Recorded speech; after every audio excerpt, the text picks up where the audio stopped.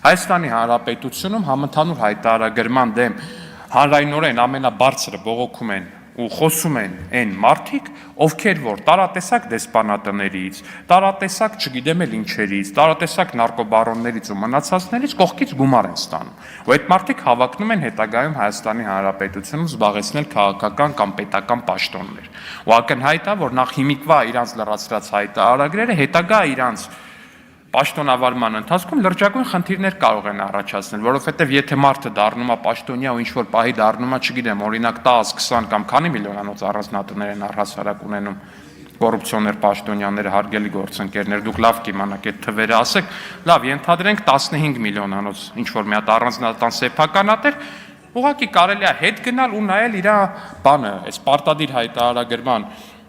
եղանակով իր կատարած հայտարարագրերը, իր լրացրած հայտարարագրերը ու տեսնել, որտեղից նրան այդ գումարը կարար ունենալ, թե չէր կարա ունենալ։ Շնորհակալություն։